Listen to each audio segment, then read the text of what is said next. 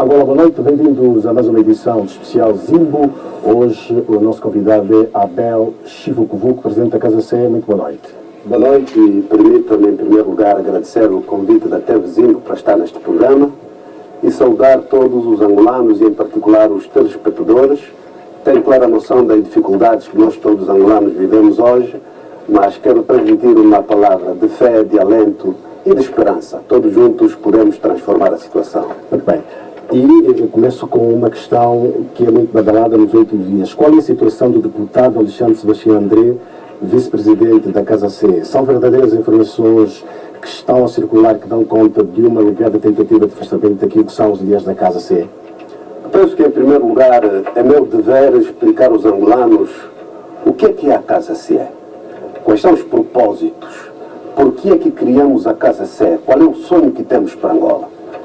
O nosso conceito, criamos a Convergência Ampla de Salvação de Angola, e o conceito convergência pressupõe que são várias tendências diferentes que convergem para um bem comum, para um fundo, para um objetivo comum. Portanto, este foi o propósito. E, em função daquilo que é Angola hoje, as dificuldades que Angola vive, os traumas que os cidadãos têm, achamos que era preferível criar uma terceira opção para a alternativa para os angolanos quanto à governação. E qual era o objetivo? O objetivo é essa alternativa poder ser governo em Angola, e por isso nós desenvolvemos um programa para Angola. Nas eleições de 2012, tivemos este programa para as eleições.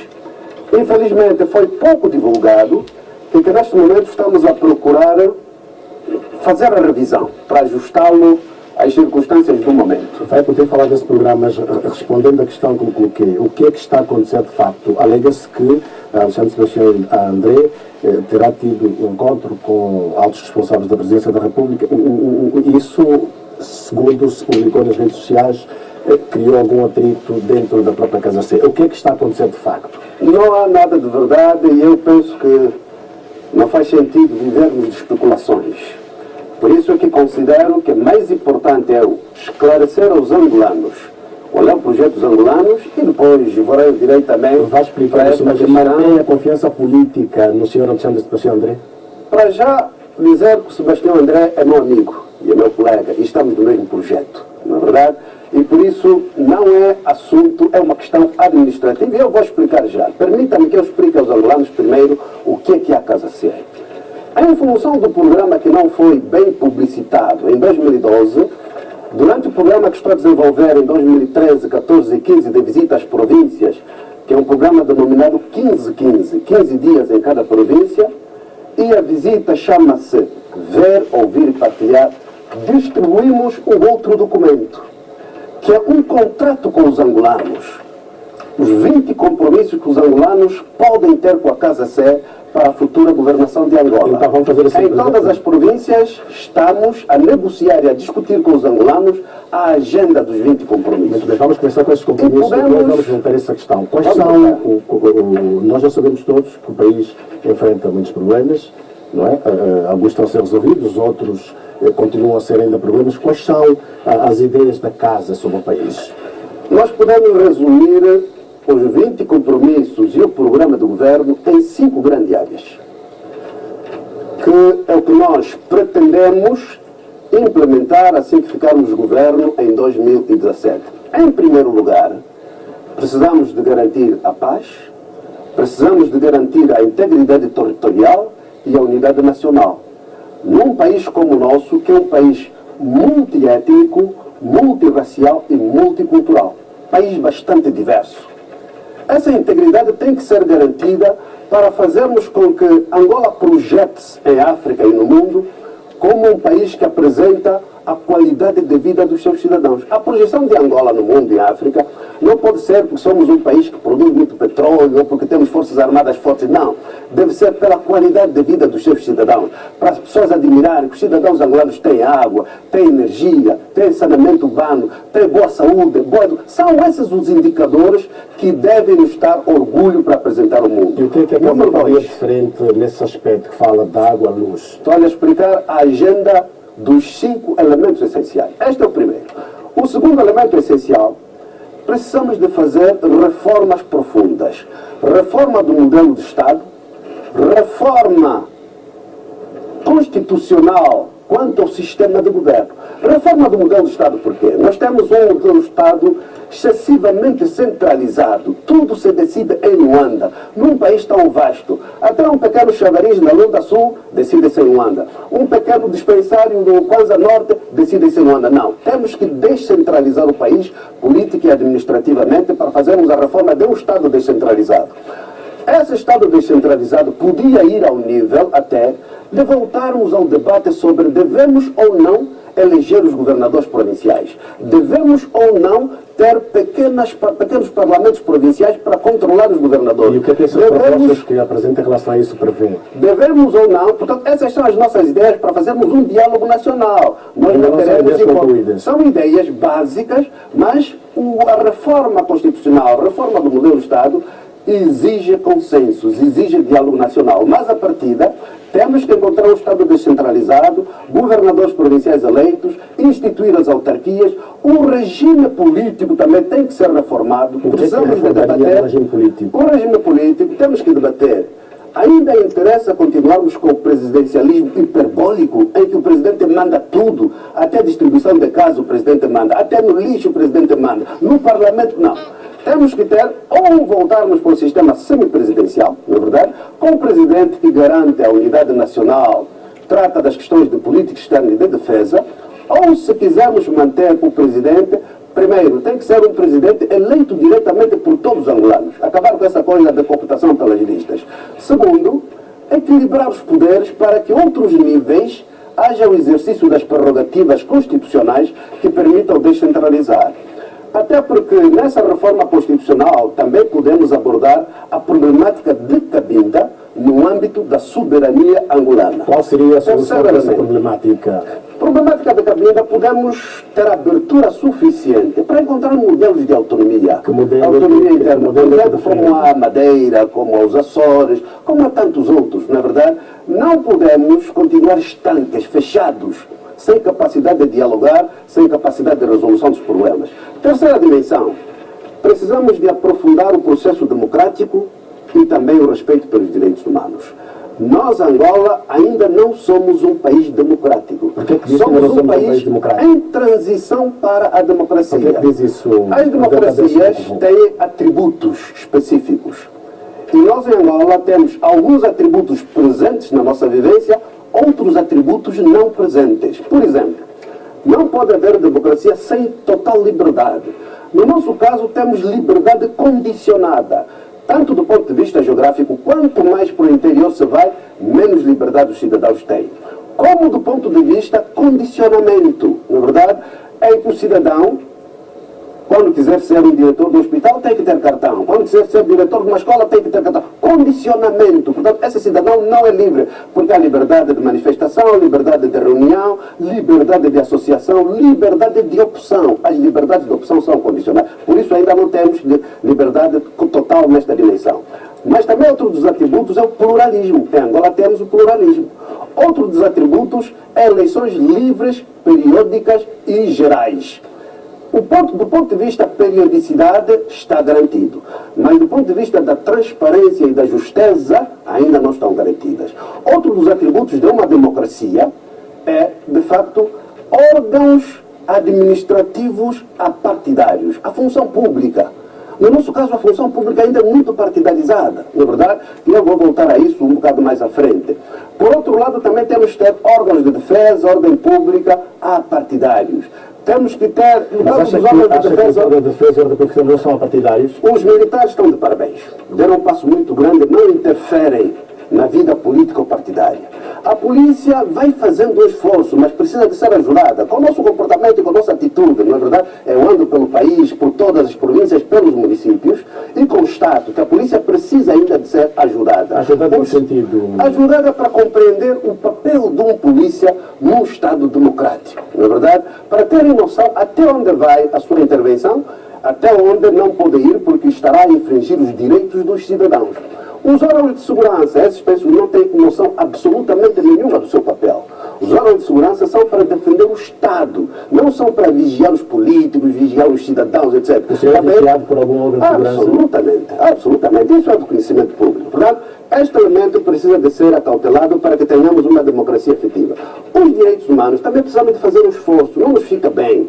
Ficamos ali com essas histórias dos meninos, agora entraram outra vez em greve, só porque foram presos por estar a ler livros, não é verdade? Os massacres dos campetecas. Há coisas que nós precisamos de cuidar. Angola já é um país maduro para estar suficientemente avançado e não permitir que determinadas coisas manchem a sua imagem. Quarto elemento, governação baseada no patriotismo, competência e honestidade. O que é que isso significa? Isso significa que nós, governo em 2017, não vamos fazer governo dos membros da casa. Temos que valorizar as capacidades e os valores que temos nos recursos humanos nacionais.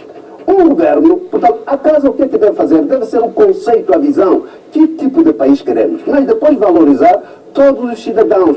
É patriota, é competente, é honesto. Não implica ser do MPLA, não implica ser da UNITA, do PRS, do Bloco, ou se é cidadão comum. O importante é que vai pôr o seu saber ao dispor do país. Portanto, é esse o conceito que nós temos, de um lado. Por outro lado, também a governação patriótica, com competência e honestidade, pressupõe necessariamente termos um conceito de função pública do Estado. Não é função pública de partidos.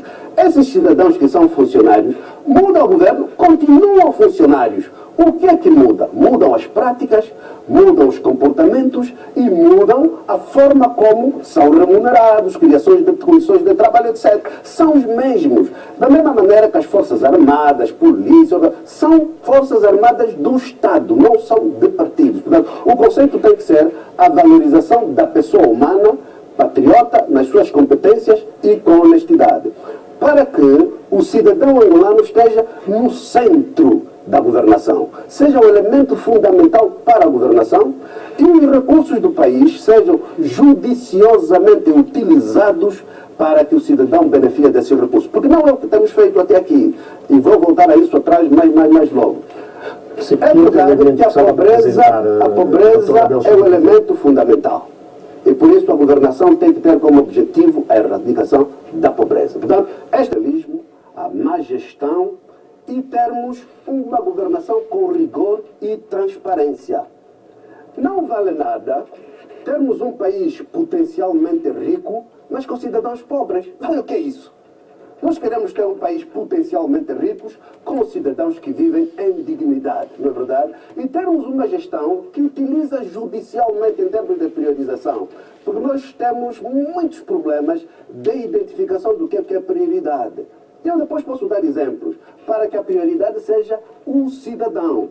Nessa questão de governação com rigor e transparência, vamos ter que debater, nós o país inteiro, encontrarmos uma modalidade em que instituímos imunidades perante o passado, mas também estabelecemos responsabilização para com o futuro. Sim, mas o que é que isso quer dizer? Isso quer dizer que nós temos que pôr mesmo uma tábua no passado. Esqueçamos. Houve falcatruas e não sei o que, esqueçamos isso. Mas garantamos que no futuro os recursos têm que ser utilizados judicialmente. Sim, mas o que é que está a propor? Há uma filosofia que diz o passado, por tudo que ele teve de bom ou de mal, por ninguém pode ser mudado. Mas, também, mas ao mesmo tempo, não podemos condenar o futuro por causa do passado. Mas está a o que estamos a propor é encontremos, para avançarmos, imunidades perante o passado, mas responsabilização para o futuro. Mas para que possamos ter governação com rigor e transparência. Em tudo o que aconteceu no passado, a má gestão, a corrupção e todos esses fatores, nós não podemos perder tempo com isso. O país tem que olhar para frente. Eu tive um amigo que dizia que os angolanos têm uma capacidade extraordinária de virar as cabeças para trás. Não. Temos que virar a cabeça para frente, projetar o futuro e construirmos esse futuro todos juntos. Vamos falar agora de questões concretas ligadas ao país. Nós estamos neste momento a atravessar uma crise, e isso já é um facto. quais são as soluções para a casa, se fosse governo? Como é que a casa encararia esta crise? Quais são as soluções da casa para sairmos desta crise em que vivemos neste momento? Um responsável político, na abordagem da construção do país, tem que ter uma postura como se fosse um médico. E o médico, quando encontra o doente, não entrega imediatamente a receita, não faz a receita. O médico tem que fazer o diagnóstico. O que é que se passa com o paciente? E o médico vai constatar, tem malária. E vai verificar por que é que apanhou a malária, não é verdade? Por isso, este debate tem que vir primeiro, por que é que nós temos crise agora?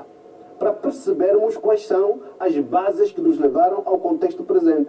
E em função dessa percepção que nós tivermos, do diagnóstico que tivermos, então vamos dizer, sim senhor, este é o diagnóstico, este é o quadro do paciente, e o paciente Angola, e em função desse paciente Angola, então vamos apresentar a receita. Sim, mas a casa ainda não fez esse diagnóstico. Quais são as ideias da casa para sair desta situação? Deixe-me lhe pôr o primeiro diagnóstico e vou lhe explicar concretamente quais são as nossas ideias. Quais são os vossos diagnósticos? O diagnóstico é que o contexto presente foi criado fundamentalmente por causa da diminuição de receitas do setor petrolífero, isso é um problema universal, mas também é consequência da má gestão, corrupção e excesso de dispêndios. Durante muito tempo nós tivemos excesso de dispêndios. Fizemos ali os entrepostos aduaneiros, não funcionaram. Fizemos os nossos súperes, investimento do Estado, não funcionou. Fizemos os papalás, fizemos os bués, não funcionou. Tanta coisa que fazemos como dispêndios, desnecessários, não é verdade? Neste momento, a crise surgiu há menos de um ano. Nós tínhamos estabelecido o Fundo Soberano, que é o Fundo Soberano para, de facto, acudir nos momentos de dificuldades. O que é que se passa? O Fundo Soberano não aparece. Temos o Fundo do Diferencial do Preço do Petróleo. Por que que esses não acodem para aliviar o sofrimento do cidadão, não é verdade? De formas a que possamos recuperar assim que tivermos condições mais apropriadas. Temos um problema que também é uma espécie de excessiva politização e partidarização da economia. Isso o que é que nos faz? Perdemos outros valores. Há muitos cidadãos que têm boas ideias, mas eles vão com o projeto dele no Angola Invest. Se não tiver o cartão, o projeto não sai. Aquele que vai com o cartão, o projeto sai, mas não é viável. Portanto, temos que tirar a carga política e partidária da vida econômica.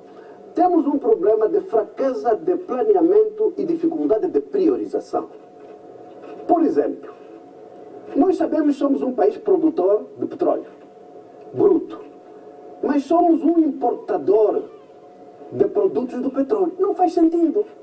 Então por que em 10 anos, 20 anos não fizemos refinarias para sermos não só produtores de petróleo bruto, mas também consumidores e vendedores de produtos refinados?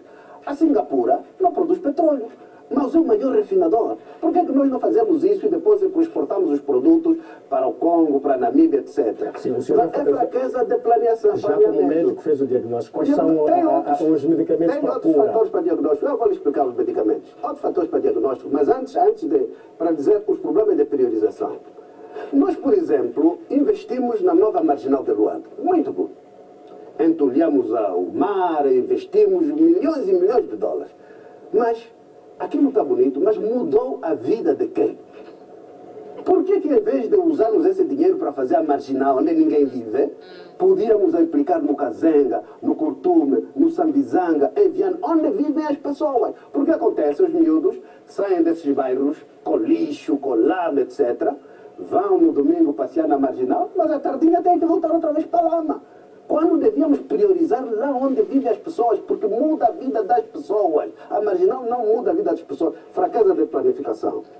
Excessivo Estado na economia, no comércio, na indústria, na banca, nos seguros. O Estado não pode vender fuba nos nossos súperes. Esse não é papel do Estado, esse é papel dos privados. O Estado regulamenta, cria condições, incentiva, fomenta.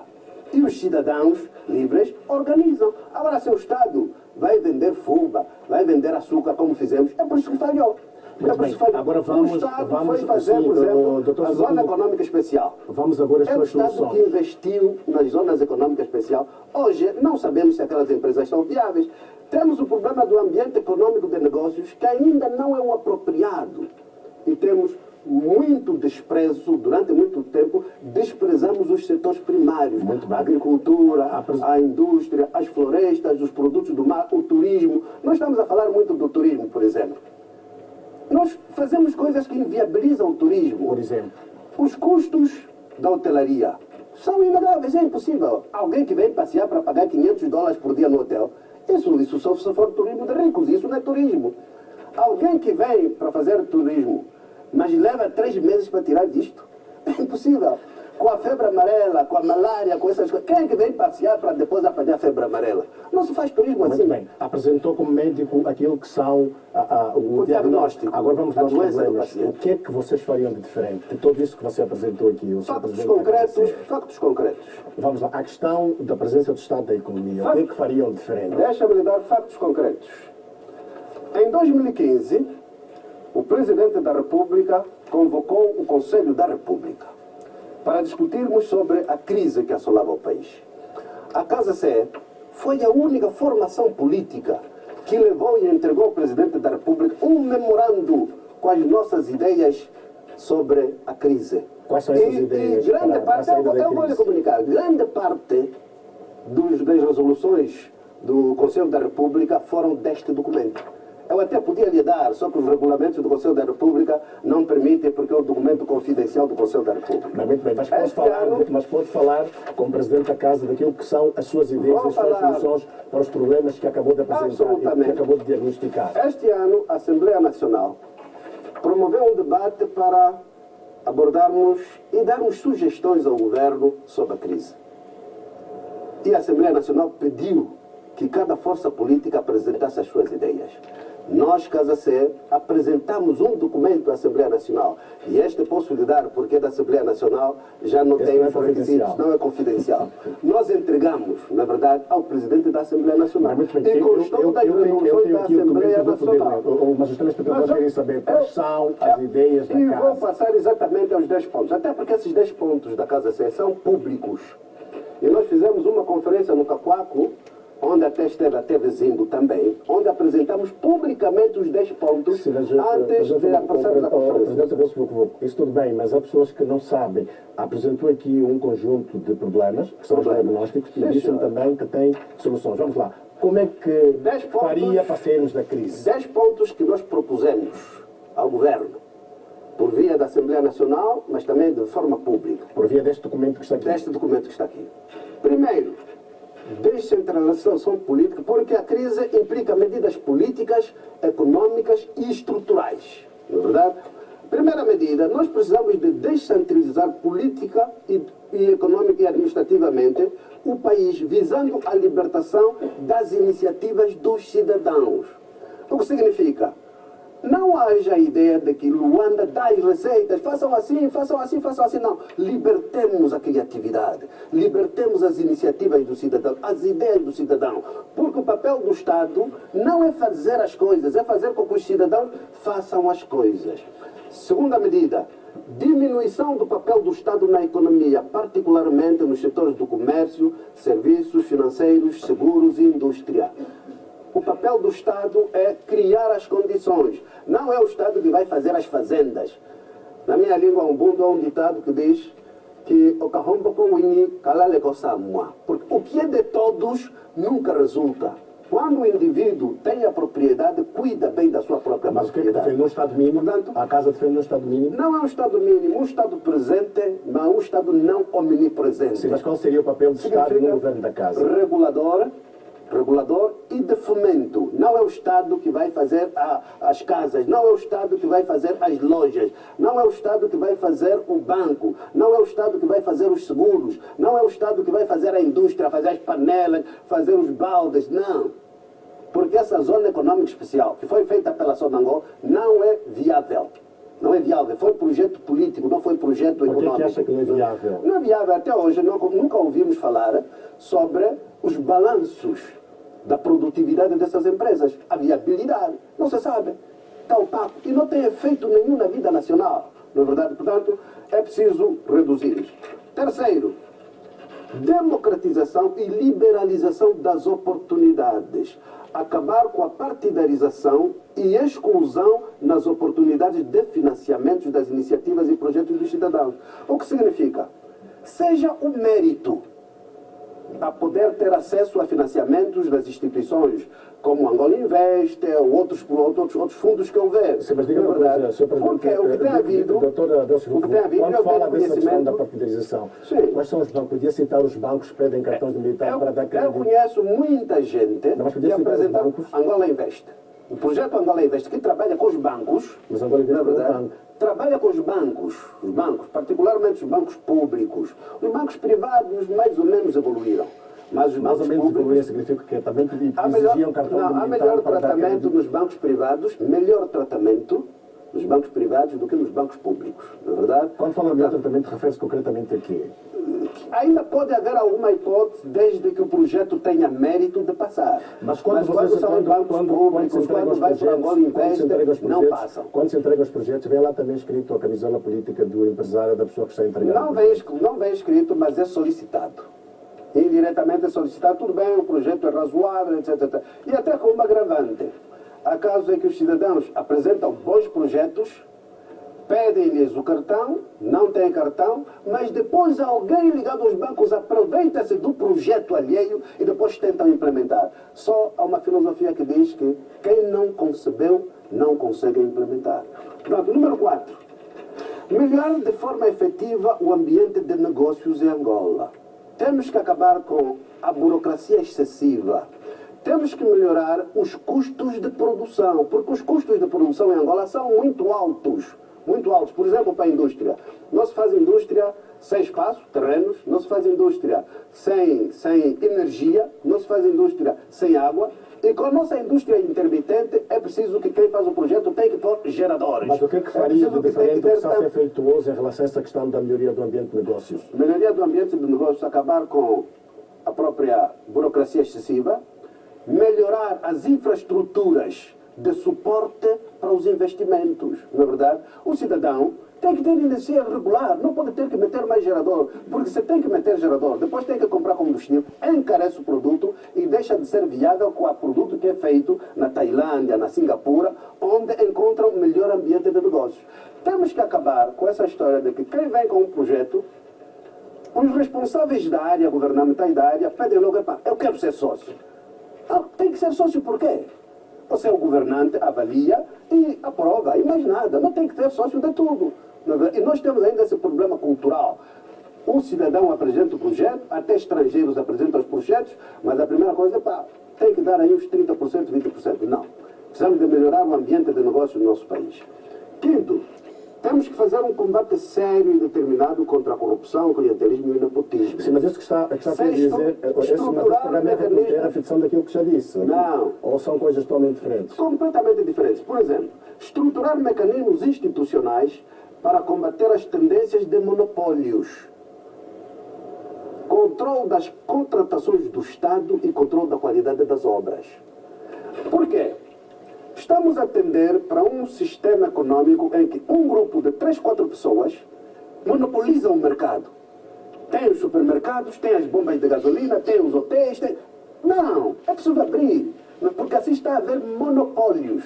E depois travam, se ainda por cima essas pessoas, ao mesmo tempo que têm esses interesses empresariais, criam monopólios, travam os outros que serviriam de competição, na verdade. Portanto, nós temos que acabar com essa tendência de monopólios, ao mesmo tempo que o Estado precisa de precaver-se, no sentido de estruturar instituições que controlem as contratações do Estado, e temos que ter muita atenção com a qualidade dos projetos e infraestruturas. Neste momento, nós investimos bilhões de dólares, por exemplo, na rede viária, mas a via Luanda-Benguela está praticamente degradada. A via Luanda-Wambo, essa coisa que está inoperante. A via Luanda-Malange com muita dificuldade. A via Luanda-Uige com dificuldade. O que significa? O Estado investiu, não cuidou da qualidade das obras, houve comissões que diminuíram a qualidade das obras e hoje vamos ter que voltar a investir outra vez. E são os mesmos problemas crônicos. Por exemplo, a ponte do Benfica foi construída 3 vezes.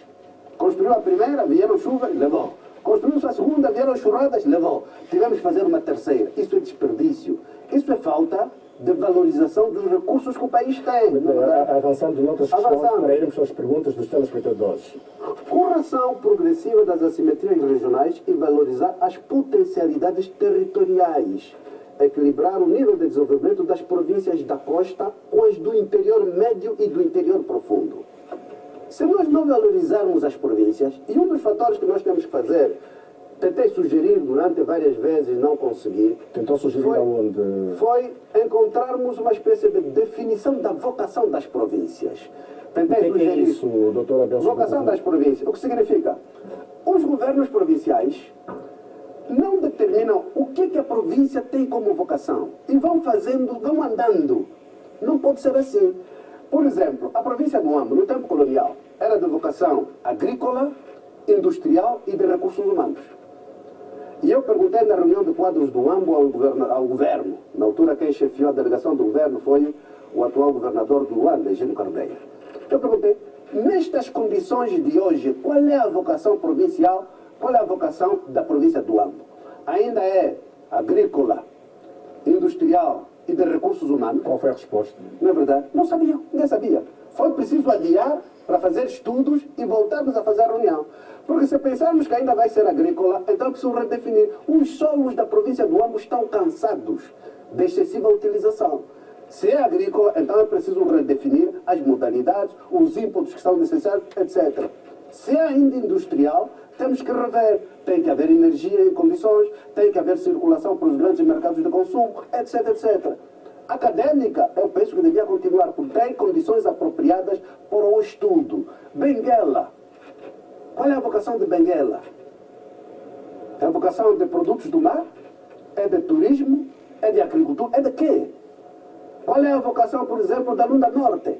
É mineiro. Temos que definir a vocação das províncias para potenciar essa vocação das Resumindo províncias. as duas últimas questões para avançarmos. Outro elemento. Adoção de um plano nacional populacional, implementado por via da criação de polos econômicos de atração dos cidadãos para o interior do país, visando distribuir uma melhor, equilibrar a distribuição populacional. Introduzir na administração pública a norma da discriminação geográfica positiva. Isso significa criar estímulos para atrair funcionários para as zonas mais remotas do país, aquelas menos desenvolvidas. Dificilmente vai haver desenvolvimento se não houver recursos humanos de qualidade nas províncias do interior. São precisos os engenheiros, são precisos os agrônomos, são precisos os professores, os enfermeiros, os médicos, os empresários. E então, o conceito é, de um lado, criar polos que diretamente façam a atração dos cidadãos para irem nessas áreas, ou então criarmos zonas salariais diferenciadas para que um enfermeiro que quer ficar em Viana, por exemplo, pode ter um salário de base de 150 mil kwanzas. O mesmo enfermeiro com a mesma categoria, se for para Malange, passa para 220. Se for para Saurimo, passa para 300. Se for para Lumbalanguimbo, passa para 350. O que é que vai acontecer? Esse enfermeiro vai preferir ir para Lumbalanguimbo, onde ganha 350, em vez de ficar no Kazenga, onde ganha 150. Vai o enfermeiro, depois vai o professor, o funcionário, depois vai o engenheiro, vai não sei o quê. O comerciante também vai lá, porque está a ver poder de compra nessas localidades do interior, e nessa altura o comerciante também vai lá, monta o seu bar, monta não sei quantos, etc. E desenvolvem-se. Porque enquanto estivermos nessa condição, eu tenho dito aos colegas, não se salva Luanda investindo em Luanda. 70% dos recursos do país ficam em Luanda. O que é que estamos a fazer? Fazer com que todos do interior sintam que as oportunidades estão em Luanda. E já que fala de Luanda, dificilmente vai se conseguir quais são as suas resolver os ideias em relação àquilo que são os problemas de Luanda? Como é que resolveria os problemas da cidade? Eu penso que, no caso de Luanda, o governo desistiu. Como assim desistiu? Mostrou-se incompetente. Como assim desistiu? Primeiro, como já disse, não se resolve Luanda investindo simplesmente em Luanda. Resolve-se Luanda, em primeira instância, resolvendo o país. Na verdade, para que não haja esse fluxo migratório que cria pressão sobre as infraestruturas de Luanda, em primeiro lugar. Segundo lugar, o governo não teve a capacidade de estancar o crescimento desordenado. Crescimento. Luanda cresce todos os dias desordenadamente. O governo não consegue estancar o crescimento desordenado. Como é que o senhor Como é que faria se para estanca estancar o isso? crescimento desordenado? Definir a partida até onde já está desordenado, porque isso precisa depois de reordenamento, e imediatamente urbanizar as zonas virgens. Na é verdade, criar os lotes, meter as estradas, meter as infraestruturas, a água, a energia, estabelecer a dimensão social das áreas em função da capacidade dos cidadãos. Os cidadãos que querem fazer casas de até 15 mil dólares, os cidadãos que querem fazer até 100, os cidadãos... Áreas específicas. Haver um centro onde as pessoas dizem, sim senhor, eu quero um espaço. Sim senhor, onde é que queres? Qual é o modelo de casa que queres fazer? Quero fazer assim, sim senhor, tem espaços assim. Encontra tudo já feito. E é difícil ocupação anárquica em zonas já urbanizadas. Quando os terrenos estão assim, virgens, os cidadãos ocupam à toa. E o governo não teve capacidade de urbanizar as zonas virgens. Até porque há um problema muito grande. E eu estive a fazer campanha contra o governo. Foi na história de que os cidadãos deveriam pagar um imposto predial urbano. Não deviam pagar? Eu andei pelos bairros a dizer, não paguem. Por que não andou a paguem dizer por que não quê? paguem? Porque 80% do parque imobiliário de Luanda, se não de Angola, não está legalizado. E quem dificulta a legalização dos cidadãos é o Estado. Tinham criado a filosofia do cadastramento. Os cidadãos dos bairros correram, cadastraram, zero, não aconteceu nada. Até agora, ninguém consegue legalizar o seu terreno, ninguém consegue ter direito de superfície, ninguém consegue legalizar essa coisa. Como é que me vão pedir eu pagar o imposto de uma casa fisicamente é minha, mas por lei não é minha? O senhor não pagou o imposto predial urbano? No terreno que não tem documentos, não pago. Não, mas na casa em que vive A atualmente. casa em que eu vivo é minha porque comprei do tempo colonial. É de escritura colonial. E eu pago imposto todos os anos em janeiro. O imposto até foi barato, eram 20 e tal mil kwanzas, agora passou a 100 e tal. Mas nos meus outros empreendimentos em que não tenho documentos, não pago. O Estado facilita os cidadãos terem documentos das suas casas, porque o cidadão que tem o documento da casa dele, e há cidadãos que fizeram investimentos não pode ser acusado de solicitar os cidadãos a não cumprir com as suas obrigações para com o Estado. É pedir para o governo cumprir com as suas obrigações. Nós não podemos ter uma vivência... O senhor, se fosse governo, tomaria um ato como esse, os cidadãos não pagarem por causa das condições que o senhor podemos coloca ter uma aqui. vivência em que o Estado não cumpre as suas obrigações para com o cidadão e quer que o cidadão cumpra para com o Estado. Não, é recíproco. Até porque o Estado tem interesse em resolver a outorga dos documentos das casas que os cidadãos construíram, dos terrenos que os cidadãos têm, porque há cidadãos que fizeram casas extraordinárias, Benfica, Morro Bento, Viana, Cacoaco. E essas casas, se tivessem documentos, serviriam de colateral bancário para os projetos que os cidadãos querem fazer. Porque ele vai no banco e vai dizer, sim senhor, queres quanto? Quero 20 milhões de kwanzas. Tudo bem, o que é que tens para servir de garantia ao banco? Tenho na minha casa. Ok, traz os documentos. Não tem documentos. O banco não aceita. Então, o Estado deve fornecer os documentos ao cidadão. O Estado ganha duas vezes. Potencia o cidadão, porque esse cidadão torna-se proprietário e pode usar o seu bem para outros projetos. Por outro lado, passa a ser um pagador de impostos, porque tem a casa legalizada. Esse é o papel do Estado. Nós temos um Estado que parece que gosta de dificultar a vida do cidadão. Quando o papel do Estado é facilitar, é servir o cidadão. O cidadão não tem nada que lutar para ter bilhete de identidade. O Estado é que deve ir à casa do cidadão e entregar o bilhete de identidade ao cidadão, porque é um direito do cidadão. E agora ainda pior, parece que o Estado nem consegue ter os materiais para fazer os bilhetes do cidadão. Vergonha. Por que não vão buscar o dinheiro do Fundo Soberano para resolver esses problemas? Não é verdade? Portanto, são essas coisas que dificultam a realização da própria, como é que eu diria, o slogan atual da diversificação da economia. Muito bem, nós vamos deve fazer a só um diversificação minuto, da economia? doutor Adelso, A diversificação da economia tem que ser feita pelos cidadãos, Não, vai não é pelo poder Estado. falar, mas nós somos uma televisão comercial e vamos ter que fazer aqui um intervalo comercial. Nós voltamos daqui a pouco para continuarmos esta entrevista aqui no Especial Zimbo com o Dr. Abel Chivucovuco. Até já.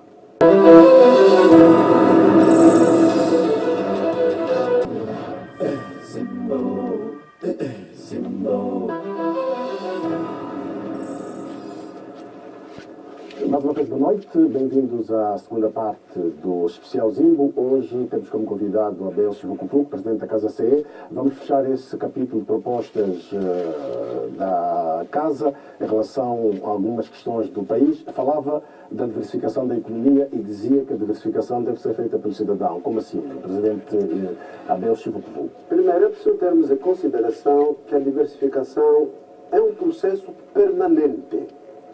Não há um momento em que começa hoje e acaba amanhã. Basta vermos a história da economia mundial. Mas como é que faria essa diversificação da economia? A evolução agrícola, a revolução agrícola dos séculos 17, 18, nós ainda estamos a fazer agora aqui, a revolução agrária. A revolução industrial ocorreu nas economias avançadas nos séculos 18, 19. Nós queremos começar agora. Os outros, neste momento, continuam com a diversificação, passaram da revolução industrial para serviços, para a revolução tecnológica, para outras coisas. Por exemplo, a China concluiu o ciclo da diversificação, passando para a revolução industrial, e agora vão sair para serviços e tecnologia. Não é verdade? Portanto, o processo de diversificação é um processo permanente. E qual é o papel que o cidadão pode ocupar neste processo de diversificação, como estava dizendo? O papel do Estado tem que ser só de fomento, de criação de condições. Não é o Estado que vai fazer, tem que ser os cidadãos, cada cidadão. E é por isso que eu disse que é preciso o Estado aqui libertar... assumiria o papel de indutor. Indutor, fomentador. Porque dizia um economista famoso na nossa praça, quanto mais intervenção estatal existir no processo de diversificação, mais ineficiência se gera, mais corrupção se acumula, mais enriquecimento ilícito acontece, mais desigualdade na repartição de rendimentos nacional. E deixa-me fazer uma pergunta, presidente. Acha que neste momento já é possível a iniciativa privada fazer a diversificação sem intervenção do Estado? Não é só possível, tem que ser. É desejável. Sim, mas eu pergunto, o desejável é diferente de possível. Na sua opinião, é possível já neste momento a nossa classe empresarial assumir este papel de fazer a diversificação, ou acha que ainda é necessária a intervenção do Estado? A diversificação não é só dos empresários, é do cidadão. E onde é que o cidadão entrava aqui nesta questão? Por exemplo, a revolução agrícola, na verdade agrária, para termos autossuficiência nos produtos de base. Tem que ser uma combinação, de um lado, com os que têm a vocação agrícola, na verdade, que são os empresários, porque o que nós temos são os governantes que querem fazer fazendas sem terem vocação. Têm a facilidade dos créditos, depois arranjam os terrenos, mas depois deixam aquilo abandonado. Não é correto. Ou são os próprios empresários com vocação, ou são os cidadãos que têm os pequenos espaços de agricultura de subsistência, mas que precisam de crescer. E, por exemplo, o que eu estava a dizer, será que a vocação da província do Huambo ainda é agrícola ou não? Se definirmos a agrícola, temos que assumir que os solos estão cansados. O papel do Estado é fomentar a produção dos fosfatos no UIG, não é verdade? Que são os fosfatos que alimentam os solos, e fazer com que os cidadãos tenham acesso a esses fosfatos a preços subsidiados para terem maior produção, porque é esse o pequeno agricultor, não é verdade? Que se for acarinhado, em que ele produz 10, 15, 20 sacos de milho. Para o seu consumo precisa de 3, comercializa 15, não é verdade?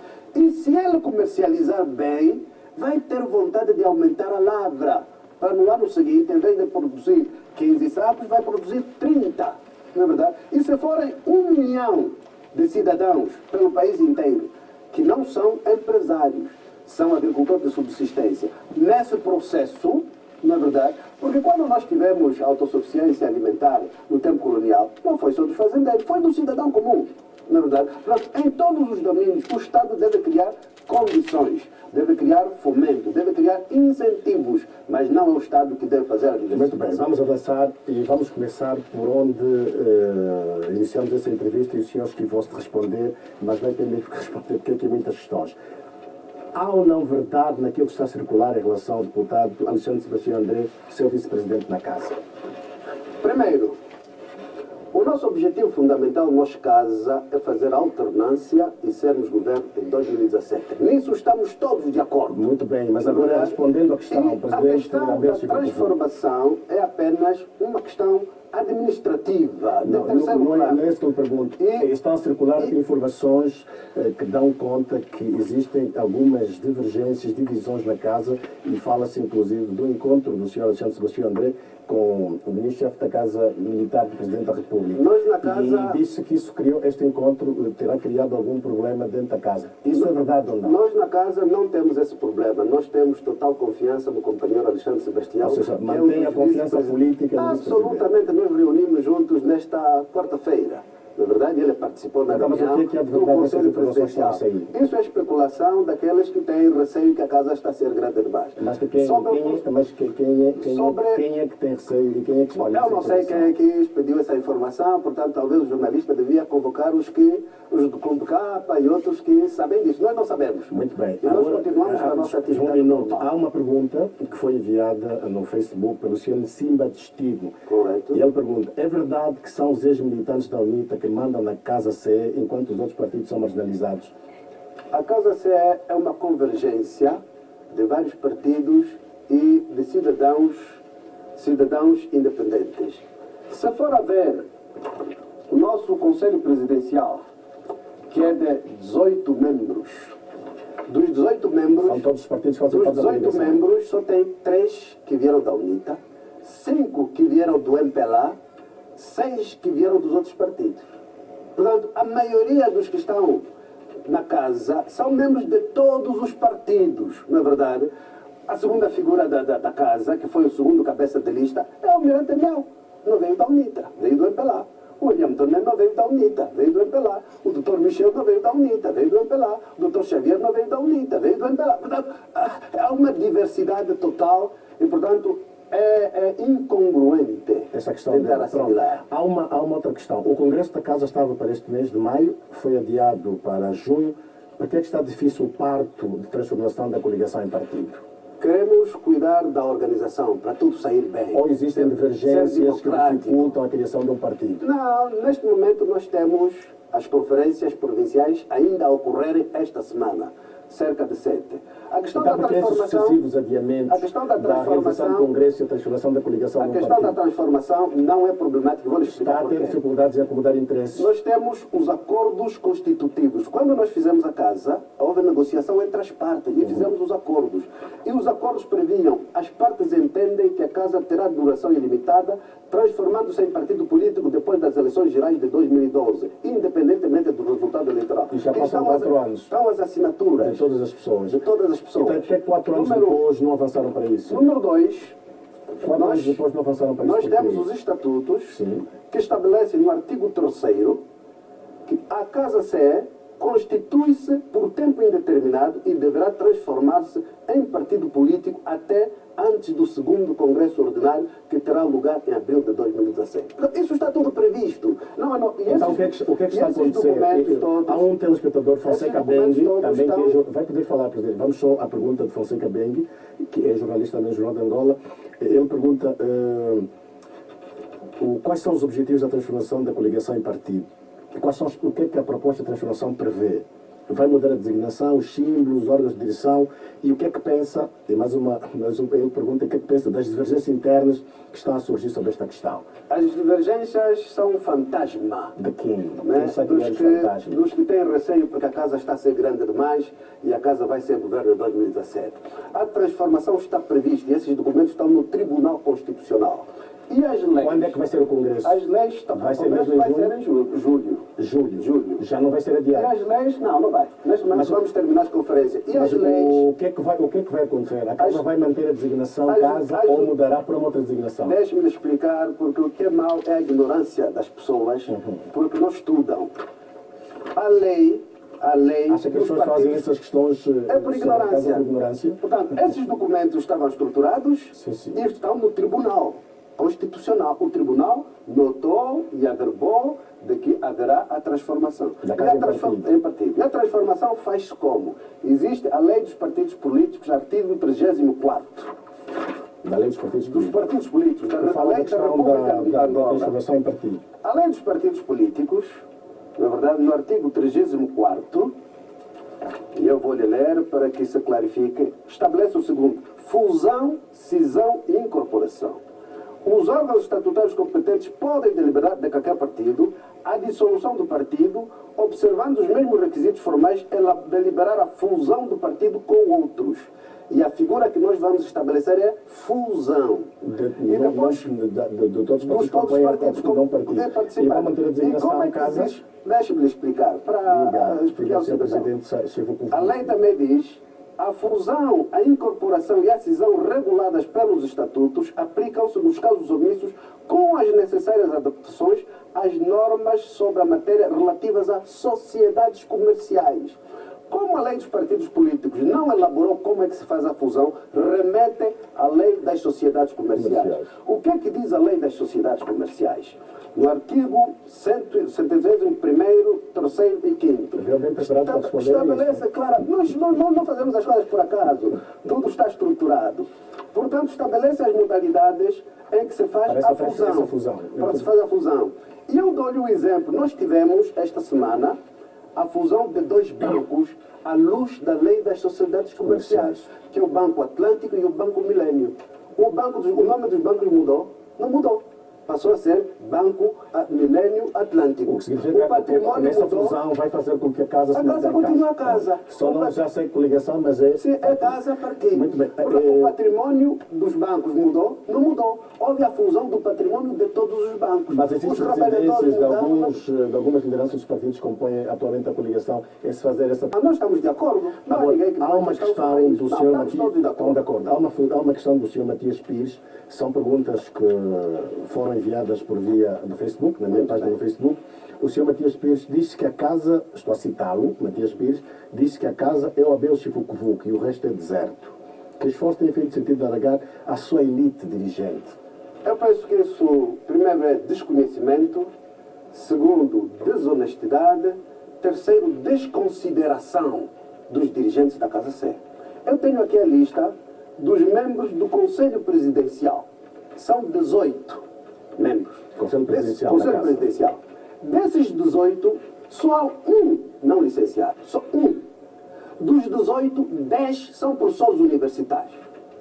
3 são generais, reformados generais. Essas pessoas não valem. 10 professores universitários de 18. Eu até penso que os nossos órgãos são os órgãos mais intelectuais de todas as formações políticas deste país. No Conselho Presidencial, dos 18 membros, só há um não licenciado. Agora, são 10 professores universitários entre 18. Agora uma questão, doutora Abel Chifucuvuc, já existem candidatos que vão desafiar a sua liderança na casa? Eu acho que sim. Sabe quem são? Não, eu não tenho conhecimento porque só no dia 21 é que teremos a institucionalização da Comissão Eleitoral e a formalização das candidaturas vai para a Comissão Eleitoral. O senhor seguramente é candidato? Eu sou candidato. Deste Congresso sou candidato. Porque quero protagonizar a mudança em 2017. Portanto, mas tenho indicadores de que nós vamos ter candidato. Não vai ser como no MPLA, que o prazo passou e ninguém tem gabarito para avançar. Muito bem. São verdadeiras informações sobre um alegado mal-estar na casa por causa do protagonismo do deputado Miau, que, segundo dizem, será o seu vice-presidente, caso seja eleito no próximo Congresso? Não. Primeiro, nós temos espaço para a realização de todos, não é verdade? E o almirante Miau, a quem nós prestamos grande tributo porque tem feito um trabalho extraordinário, não é verdade? É um dos membros e nem sequer é vice-presidente neste momento. Não, a pergunta é se ele vai ser seu vice-presidente. Vai fazer parte da sua lista de candidatura, caso seja eleito presidente? Os nossos estatutos estabelecem que cada candidato, quando concorre, define o número de vice-presidentes que quer. Só não pode ir para além de 7. Não é verdade? O que significa que tenho liberdade total de definir, quando chegar à altura, quantos vice-presidentes quero. Vou com certeza reconduzir os atuais e se eu puder aumentar mais um, aumento mais um. A harmonia é que é importante. E é preciso ter em consideração, por exemplo, o ouvinte que dizia que as figuras, tirando o Abel, não há figuras. O nosso grupo parlamentar, de 8 pessoas, é dos mais dinâmicos da Assembleia Nacional. De 8 pessoas. Não é verdade? O que significa o valor destas pessoas na Assembleia Nacional. Agora uma questão. Não só temos valores extraordinários, Como quero já deixar claro que vamos ter muito mais gente que vai vir para a Casa do Congresso. A Casa C é uma coligação, neste momento, com vários partidos, sendo que cada um deles tem uma ideologia, não é, diferente. Vocês fizeram congregaram-se para disputar as eleições de 2012, agora vão se transformar em partido. Qual vai ser a linha ideológica do vosso futuro partido? Portanto, o próprio Congresso também tem como um dos elementos a clarificação político-ideológica da Casa C. No entanto, a partida, desde que nós criamos a Casa, e vem também estabelecido nos estatutos, já está aqui que a Casa C é uma organização política comungando os princípios do centro-esquerda. E Ainda o com Congresso vai coligação. manter isso. Portanto, nós queremos discutir ainda para podermos fazer a clarificação ideológica da Casa C. Mas ainda há Com toda a dúvidas transparência, com se a toda a Casa se abertura. manterá como partido centro-esquerda? Ainda há Nós dúvidas? somos o partido mais democrático, mais aberto de Angola. E é por isso que nós debatemos tudo com a diversidade, porque a nossa divisa é unidade na diversidade. Até porque, filosoficamente, há um ditado que diz que a humanidade deve o progresso àqueles que duvidaram e questionaram. A humanidade não deve o progresso àqueles que só dizem sim, sim, sim, sim, sim, como no partido maioritário. Muito bem. Vamos então avançar para outras questões desta entrevista. Há todos os políticos, todos os partidos falam de um déficit e da falta de capacidade de diálogo e de busca de consensos para a solução dos problemas estruturantes do país. Por que acha que vocês têm dificuldades em encontrar consensos, em discutir e encontrar soluções para aquilo que são as questões estruturantes do país e que beneficiam os angolanos? Primeiro, nós não temos sequer essa dificuldade. Mais uma vez, digo que é desconhecimento das coisas. Talvez também um bocado nossa responsabilidade de proporcionarmos espaços para haver maior publicitação do que vamos fazendo. Neste momento, na verdade, há uma espécie de vontade de coordenação entre as forças políticas da oposição para termos uma agenda comum para melhorar o contexto dentro do qual vão ocorrer as eleições de 2017. Essa agenda comum pressupõe que poderão concorrer todos numa coligação, numa frente única em 2017? Não. A agenda é para melhorar o contexto dentro do qual vão ocorrer as eleições de 2017. O que é que quer dizer? Propormos à Assembleia Nacional legislação ou revisão da legislação de forma conjunta. Na verdade, trabalhamos no sentido de melhorar o ambiente para o registro eleitoral. Trabalharmos juntos na fiscalização do registro eleitoral. Pensarmos na possibilidade de fazermos conjuntamente um centro de controle e escrutínio paralelo. Trabalharmos juntos no sentido de fazermos o controle da eleição no dia do voto. Mas cada força política concorre sozinha com a sua identidade, com a sua estratégia. E são ideias ainda ou já estão a trabalhar nisso? Não. As equipas reúnem todas as terças-feiras e todas as quintas-feiras. Neste momento já introduzimos na Assembleia Nacional legislação conjunta. Em relação ao processo eleitoral. Pronto, estamos a dialogar. Essa legislação prevê também a questão das autarquias, ou não? Portanto, neste momento o que nós fizemos foi um projeto total para o controle dos mecanismos de registro e controle dos eleitores. Para as eleições gerais. Para o controle FICRE, para o controle do sistema de dados, etc. Não é verdade? Portanto, estamos a dialogar, não só dialogar, estamos a colaborar. E vocês têm tido também essa facilidade para dialogar com o partido que sustenta o governo em Pelá? O partido que sustenta o governo tem mais dificuldades, é menos tolerante, é menos aberto, não é verdade? E que responde menos às iniciativas das outras forças políticas. O senhor tem tomado a iniciativa de falar com os dirigentes do MPLA para tentar encontrar soluções sobre aquilo que são os grandes problemas do país? Eu penso que o jornalista sabe se há pessoas da oposição que mais têm interação com os cidadãos do MPLA, só é interação informal. Portanto, conversamos, somos todos cidadãos. Somos todos irmãos, temos mesmo que falar. Encontramos nos óbitos, nos casamentos. Nós todos sabemos que encontram-se, almoçam juntos, e por que têm dificuldades quando se colocam as grandes questões nacionais, têm dificuldades em... Mesmo com o presidente Zé Eduardo, estivemos juntos na passagem de ano, trocamos impressões, meio risadas. Portanto, nós não podemos criar barreiras. Aliás... Então o que é que há? O que é que dificulta às vezes o entendimento? Bom, Se vocês têm até essa relação informal muito boa, essa relação de proximidade muito boa, isso não devia servir de facilidade para o diálogo político, para os grandes entendimentos sobre as questões estruturantes do país? Eu penso que tem a ver um bocadinho, talvez, se é isso, com o propósito que anima cada força política. Na verdade, qual é o propósito? É governar para mandar ou é governar para realizar, para servir o cidadão? Na verdade, se é governar para mandar, fica-se estanque. Nós queremos governar a partir de 2017 para realizar o cidadão, para servir o cidadão, temos que ter mesmo abertura, não é verdade? Porque esses cidadãos também são os do MPLA, nós não podemos ficar estanques, temos que ter abertura, temos que ter diálogo, temos que ter capacidade de explicação, de convencer, não é verdade?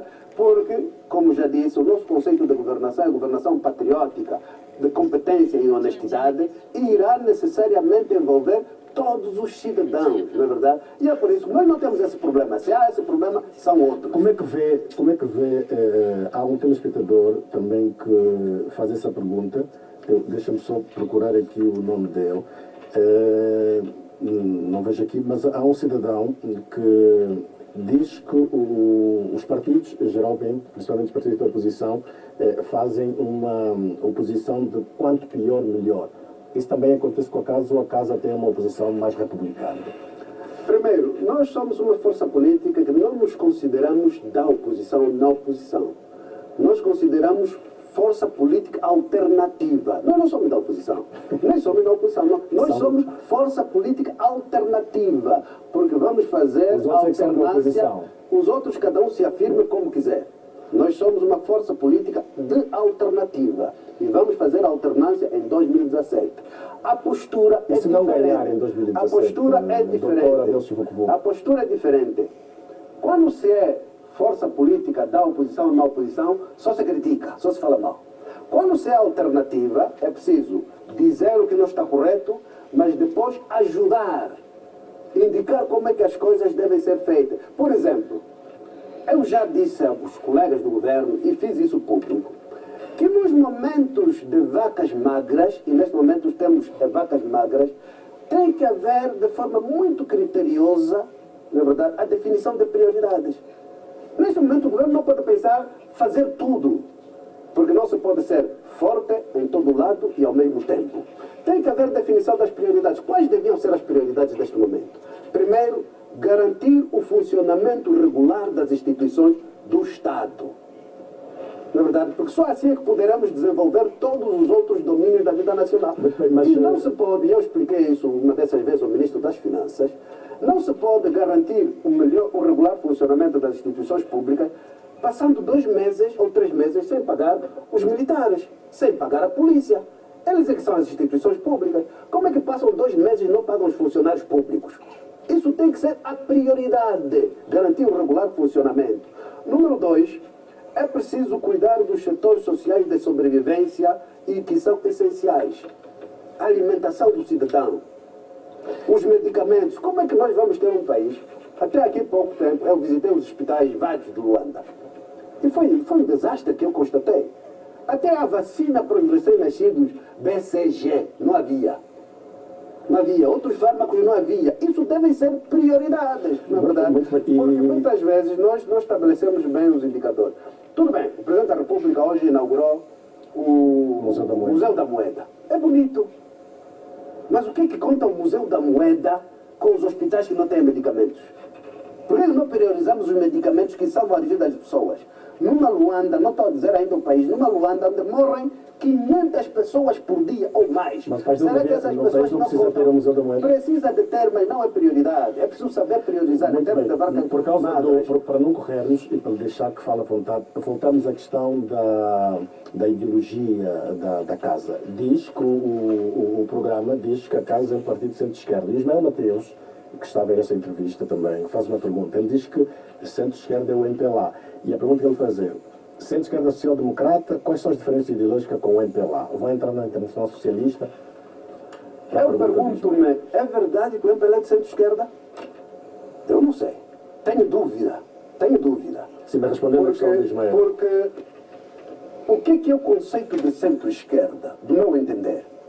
O conceito de centro-esquerda pressupõe que no estádio atual do nosso país, a preocupação para a criação da riqueza, na verdade, ou os pressupostos para a criação da riqueza têm que ser a livre iniciativa do cidadão e economia de mercado. Na verdade, com o Estado num papel regulador. A economia tem que ser de livre iniciativa do cidadão e economia do mercado. É o mercado que regula, do ponto de vista econômico. Mas, tendo em consideração essa é a visão que tem a estrutura social que nós temos, que é a estrutura social de risco, porque a maioria da nossa população é pobre, é preciso que o Estado tenha vocação para tirar o cidadão da pobreza. Tirar o cidadão da pobreza é criar oportunidades iguais. Não pode haver mais uma criança nesse país que não vai para a escola. Aquela criança vai ficar atrás. E nós aqui em Luanda, 30 quilômetros, aqui nos bairros, há criança que não tem escola. Ainda não respondeu claramente a pergunta do É exatamente isso que estou a explicar. O que é o conceito de centro-esquerda? Economia de mercado, livre iniciativa do cidadão, mas uma vocação social, garantindo oportunidades iguais aos cidadãos para que ninguém fique para trás. Vou entrar na intenção socialista, como perguntas. Eu não acredito que o MPLA é um partido de centro-esquerda. Talvez do ponto de vista verbal. O MPLA já foi comunista, agora penso que está no extremo direito do ponto de vista econômico, na extrema direita, não é verdade? Do ponto de vista social, é uma total insensibilidade, não é verdade? Não querem saber do que se passa nos bairros. Nem vão lá, nem têm contato com os cidadãos. Sim, agora a pergunta que o Ismael faz, vai filiar-se à Internacional Socialista? Não nos interessa a partir das filiações. O que nos interessa é Angola. Até porque a própria Internacional Socialista hoje está muito desacreditada. Os ditadores, Mubarak, Ben Ali, etc., tudo estava na Internacional Socialista e eram quê? Eram quê? Na verdade, não eram nem socialistas, nem democratas, eram simplesmente ditadores e até em certa medida os grandes corruptos. Pronto, então não vai entrar tudo isso. Não é essa a nossa preocupação. Durante a viagem que eu fiz a Portugal, França, Estados Unidos e o Reino Unido em 2013, nós sofremos, diria, assédio ou preocupação de todas as forças políticas para tentarem ganhar a nossa participação nas organizações deles, porque têm a noção de que a Casa CE é que é a força política do futuro em Angola. Sim, mas eu fiz uma pergunta, mas se não ganhar as eleições em 2017, também nos explicaram que é uma reformulação de pensamento.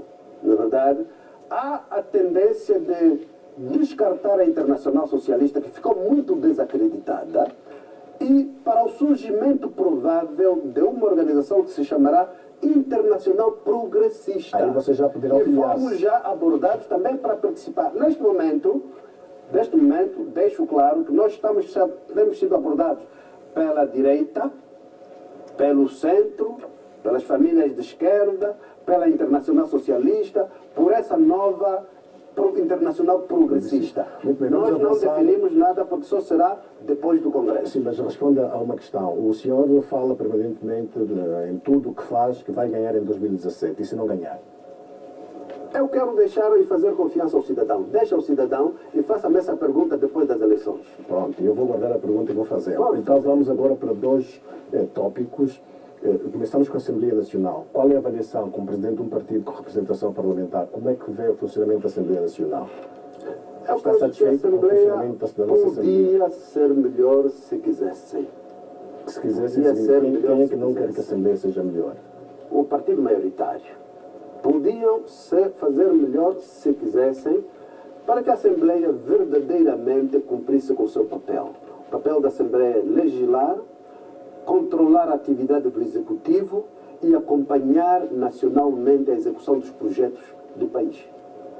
E a própria Assembleia Nacional permitiu que lhe fosse vedado o direito de controle da ação do Executivo. Então fazia o quê? Quando fala que a Assembleia permitiu, também inclui os deputados do seu partido, da sua coligação, não? Na nossa coligação são os que mais se batem para isso.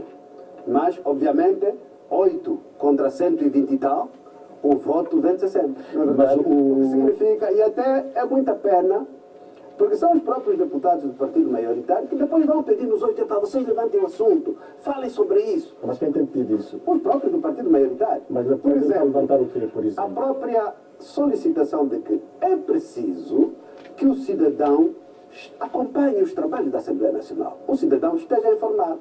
Em tempos idos, quando eu tomei posse, em 1997 na Assembleia Nacional, todas as plenárias da Assembleia Nacional eram transmitidas em direto. O que aconteceu? O MPLA percebeu que no debate perdia. E é por isso que teve que fechar as transmissões em direto. E eu pergunto-me, 120 e tal, se tem alguma capacidade, tem algum receio do povo ouvir 8? Então não são competentes. Mas há uma questão... A Assembleia Nacional tinha que ter as prerrogativas de legislar, de controlar a ação do Executivo, de fiscalizar as obras que vão sendo feitas no país, controlar as contas. Mas é por isso que o senhor, por isso que o senhor decidiu não assumir o seu mandato como deputado? Não foi por isso. Eu pedi aos colegas que eu queria dedicar-me ao cidadão. Mas não daria maior qualidade ao debate político na própria Assembleia se assumisse o seu mandato de deputado, como fez Eduardo Cangani e os 8 que estão lá são já bravos, suficientemente bravos, na verdade, são suficientemente competentes. Não é preciso eu ir lá. Eu faço melhor o meu papel, executando 15-15 em todas as províncias, e neste momento faltam-me 3 ou 4, na verdade, para que o que é que eu quero? No fim do programa 15-15, vai me permitir ter o diagnóstico mais aprofundado do país. Porque eu vou a todos os municípios, falo com toda a gente e durmo nos municípios, seja quais forem as condições. O que os governantes não fazem, não é verdade? Falo com toda a gente, os sobas, os enfermeiros, os administradores, etc. E tenho encontrado surpresas agradáveis, mas também surpresas muito desagradáveis, não é verdade? Portanto, faço melhor o meu papel assim, dedicando-me inteiramente a construir a casa, dedicando-me pessoalmente à ligação com o cidadão eleitor, explicar os propósitos, a nossa agenda dos 20 compromissos, não é verdade? Para que, chegados a 2017, o trabalho já está feito. Muito bem. Há uma questão também que queremos ouvir a sua opinião. Como é que avalia o estado da reconciliação nacional? Como é que nós estamos neste momento? Estamos a avançar? O que é que tem a dizer em relação a isso? Qual é o conceito que tínhamos de reconciliação nacional? A minha interpretação é de que, a partida, tivemos um conceito de reconciliação errado. Como assim errado? Concebemos a reconciliação nacional como participação dos beligerantes na governação. Isso foi em 96, 98, com o GUR, o Governo da Reconciliação Nacional. O GUR foi até 2008. Sim, eu pergunto agora como é por isso que está a dizer que o conceito foi esse. É por isso que... Acha que não devia ser, não devia haver aquele governo de unidade nacional? Deve permitir-me explicar para esclarecer o cidadão. Portanto, a percepção foi de que a reconciliação nacional é os beligerantes fazerem parte do governo. E que, terminada essa fase, os beligerantes saíram, ficou o partido no poder, a reconciliação nacional acabou. Está errado em primeiro lugar porque a reconciliação nacional tinha que ser entre todos os angolanos, porque todos os angolanos foram vítimas do conflito. Mas aquele governo não tinha foram só também os dois beligerantes, não foram só os dois beligerantes, as vítimas do conflito, não foram só. Acha mesmo assim que não foi feita de forma errada? Segundo, o meu entendimento do conceito de reconciliação nacional é de aceitação recíproca. Aceitação recíproca, na verdade, e entendermos que aceita-se ou reconhecem-se as maiorias, mas respeitam-se as minorias, não é verdade? Aqui nós temos o nosso conceito está mais ou menos de a maioria domina e todos subordinam-se. Não se faz um país assim. Um país tem que ser de inclusão, aceitação e reconhecimento da maioria, mas respeito às minorias, aceitando-se uns aos outros, na diferença que nos caracteriza, mas que é complementar. Mas acha que assim. Concorda também que algumas pessoas dizem que essa questão, as populações já ultrapassaram isto, isso é um problema mais entre as lideranças políticas, a classe política? Temos obrigação todos de ultrapassar, mas temos obrigação e o dever também todos de melhorar. Está disponível para ajudar nisso? Companheiro, eu já expliquei. Fui o único, na reunião do Conselho da República, que fui dar sugestões ao Presidente da República, diretamente para ele. Sim, pode confirmar. Muito bem. Já que fala, nós estamos mesmo já no fim da nossa entrevista, porque esgotamos já em 30 minutos o nosso tempo, porque não é, esgotou aqui o tempo, entre 1 hora, mas estamos já a quase 30 minutos. Há uma curiosidade, há uma imagem, e o senhor fez referência a isso, do diálogo que tem, diz que a pessoa não gosta de ser chamada da oposição, que mais contato tem com a classe dirigente do MPLA. Passou uma imagem sua nas televisões, depois aquilo viralizou nas redes sociais, de um encontro seu com o Presidente da República durante a cerimónia de cumprimento de seriedade. O que é que disse de interessante ao Presidente que o fez sorrir, como sorriu naquele diálogo que tinham informal? Ou também não pode revelar, é um segredo? Primeiro, não foi encontro, portanto, foi durante a socialização. Sim, aquela socialização. E depois, as conversas minhas com o Presidente da República são privadas, portanto, não posso, cabe a ele, se quiser dizer mas o que não é que pode dizer o que é que disse. Mas não, é conversas de cidadãos, portanto, não posso revelar o que é que foi o conteúdo, mas é conversa de cidadãos preocupados com o nosso país, na verdade. Portanto, e a mesmo, no mesmo nível que eu tenho conversas com todos os outros dirigentes, tanto do MPLA, é o almoço, uma vez ou outra, com Samacuva. Na verdade, almoçamos juntos há menos de 3 meses. Eu e o Miau e o lindo Bernardo Tito, o Samacuva, com o Adalberto e o Catium. Porque ter uma boa relação de amizade institucional com todas as forças temos políticas. Temos obrigação, somos todos cidadãos desse país, somos irmãos, não é verdade? Portanto, temos que ter mesmo interação. Eu, quando me dá na gana, como se diz assim em linguagem popular, vou à casa do Justino Pinto de Andrade, conversamos, sentamos. Vou à casa do Filomeno vem à minha casa regularmente. Portanto, não podemos ter barreiras. Se queremos construir um país inclusivo, na verdade, temos que perceber que cada um de nós tem a sua razão. Acha que e complementamos a percepção que o uns cidadão comum tem é que vocês não têm esse diálogo, afinal têm esse diálogo. Nós não podemos, de cada dia que o Filomeno vier à minha casa, sai comunicado. O Abel e o Filomeno Vieira Lopes estiveram juntos. O Abel esteve com o Samacuva, sai comunicado. O Abel esteve com o Nandó, sai comunicado. Não. Somos cidadãos, temos que ter a mesma interação, não é verdade? Agora, nós é que temos que ter a noção de que é através do diálogo que nós vamos quebrar as amarras. Acha que esses exemplos que vocês não podem ajudar o cidadão comum a ter uma ideia melhor de tolerância e de aceitar o outro como ele é? Seja lá qual for a sua cor político-partidária, qualquer seja a sua crença. Não só de tolerância, de complementariedade. Nós somos, cada um à sua maneira, diferentes, mas somos complementares. Imagina que tivéssemos um mundo onde todos fossem carpinteiros. O mundo todo só são carpinteiros. Como é que funcionaria o mundo? Afinal, temos que ter a diversidade. Uns são carpinteiros, outros são sapateiros, outros são alfaiates, outros médicos, outros engenheiros, outros pilotos. Assim é que o mundo funciona. Da mesma maneira, tem que haver MPLA, tem que haver casa, tem que haver FNLA, tem que haver PRS. E nessa complementariedade de ideias diferentes, construímos o país. Agora, para isso, na verdade, o sapateiro vende o sapato dele ao engenheiro. O engenheiro constrói a casa do sapateiro. O cozinheiro faz a comida para o médico. O médico cuida do cozinheiro. Está entrelaçado. Agora, e nós temos que ter essa postura de complementariedade e entrelaçamento. Doutor Adolfo Foucault, uma curiosidade. Quando decidiu lançar a casa, muita gente viu isso com muita apreensão, porque era uma das principais lideranças da UNITA, concorreu às eleições e perdeu. Arrepende-se, hoje, quando faz um balanço, depois de ter saído da UNITA, às vezes dá nostalgia de que eventualmente terá cometido um erro, acha que foi um acerto de sua parte, ter partido para um outro caminho? Nenhum dos atuais dirigentes da Casa CE alguma vez teve um mínimo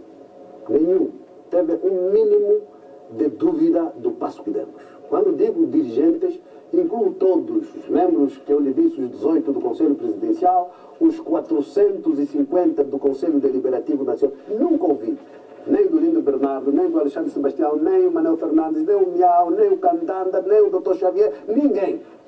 Todos consideram que o surgimento da casa foi um fator bastante positivo na vida política nacional. Dinamizou a vida política nacional. Trouxe elementos diferentes de postura política e de aproximação ao cidadão. Na verdade, quem começou a ensinar a todos que é preciso andar, cumprimentar as pessoas e viver com elas é a Casa CE. Quem trouxe a dinamização dos debates parlamentares é a Casa Sé. Portanto, foram fatores novos e é por isso que é isso que vai ser reconhecido pelos cidadãos em 2017. Muito bem. Doutor Abel Silva Vuco, eu agradeço por ter vindo em direto na TV Zimbo para esta entrevista. Agradeço. Muito obrigado. Quero deixar aos cidadãos a última palavra. Em filosofia diz-se que a qualidade dos processos políticos, econômicos, sociais e culturais de cada país é diretamente proporcional à qualidade e profundidade da participação dos seus cidadãos nesses processos. Os cidadãos angolanos devem participar para que nós melhoremos a nossa vida. E contamos com todos os angolanos. Muito bem. Então, está assim terminado o especial Zimbo de hoje. Foi com Abel Silva Vuco, presidente da Casa CE. Na próxima sexta-feira nós voltamos novamente para mais uma grande entrevista aqui na TV Zimbo, em direto.